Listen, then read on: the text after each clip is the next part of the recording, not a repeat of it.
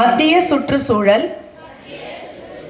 வனம் மற்றும் காலநிலை மாற்றம் அமைச்சகத்தின் அறிவுறுத்தலின்படி 2025ஆம் ஆண்டில்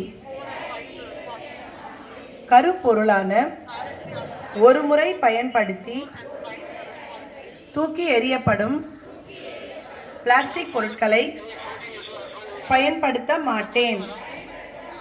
நீர், நிலம், காற்று மாசுபடுவதை தடுப்பேன். அதிக அளவில் மரக்கன்றுகள் நட்டு பராமரிப்பேன். பிளாஸ்டிக் பொருட்களின் பயன்பாட்டினை முற்றிலுமாக தவிர்ப்பேன் என நான் உளமாற உறுதி கூறுகிறேன். நன்றி.